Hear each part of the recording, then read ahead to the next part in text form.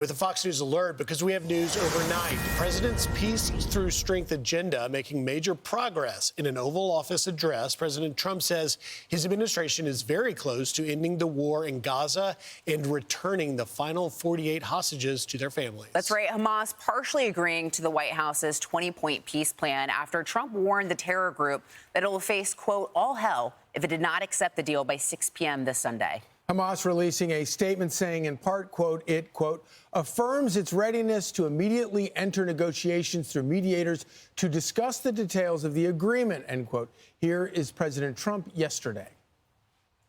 I want to thank the countries that helped me put this together: Qatar, Turkey, Saudi Arabia, Egypt, Jordan, and so many others. So many people fought so hard. This is a big day. We'll see how it all turns out. We have to get the final word down in concrete. Very importantly, I look forward to having the hostages come home to their parents and having some of the hostages, unfortunately, you know the condition they're in, come home likewise to their parents, because their parents wanted them just as much as though that young man or young woman were alive. So I just want to let you know that this is a very special day, maybe unprecedented in many ways.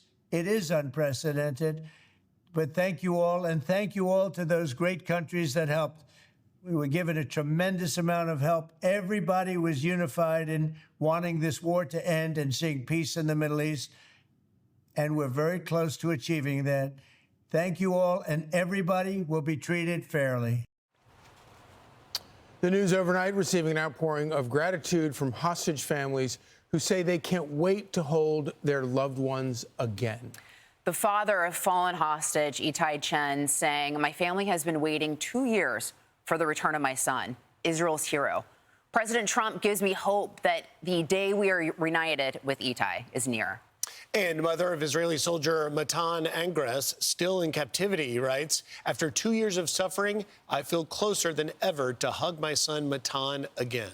But it's cautious optimism this morning, with Hamas only partially accepting Trump's peace plan and giving no clear response to surrendering its weapons. We go straight to Steve Harrigan, joining us live from Tel Aviv with more. Good morning, Steve. Good morning. Certainly not out of the woods yet, but that feeling that President Trump expressed there, that feeling of hope, that is being shared today by many Israelis as well. Hope that good things can be coming here within the next few days. First, the overall look of this proposal and where each side stands on it as far as the hostage release goes. Hamas officials indicating a willingness to release those 48 hostages, 20 of whom are still believed to be alive, suffering incredibly difficult conditions, 2 years in captivity almost just a few days from now. Also agreeing to hand over power to other Palestinian groups in Gaza, not mentioning some key details. Will they disarm? Will they agree not to be a part of future ruling clans inside of Gaza? They have not agreed to that yet, so some key possible sticking points as well.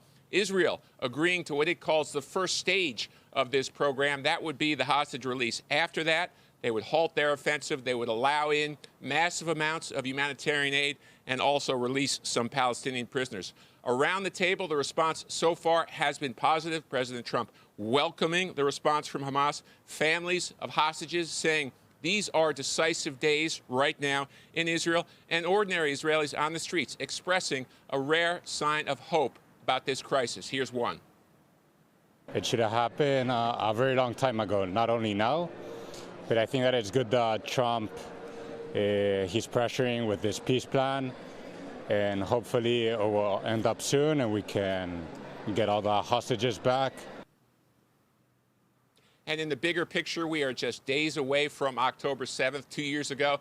That's when Hamas attacked and killed almost 1,200 Israelis, took 251 Israelis hostage. On the other side, thousands of Palestinians killed and displaced in the fighting that followed. Back to you guys. So, Steve, President Trump has put a deadline of 6 p.m. tomorrow Eastern Washington, D.C. time for when he wants to see those hostages released.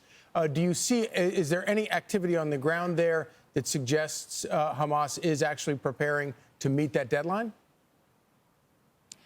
We haven't seen it yet. On the other side, we have seen more strikes overnight by the Israelis, so it has not yet quieted down. We are not seeing any withdrawal at this point, Griff.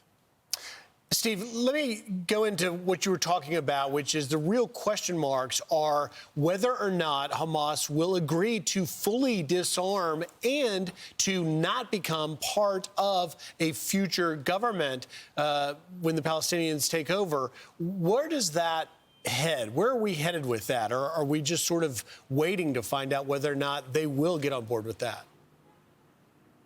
I think those are two key sticking points, and I think it's complicated by the fact that many people try to speak for Hamas. You've got people inside of Gaza and outside leadership outside of the Gaza Strip as well. So it's hard to get an exactly clear read on where they stand at that. So far, hostage release, but as you say, nothing about disarmament and nothing about taking part in future power arrangements inside of Gaza. Two key sticking points on Hamas's side.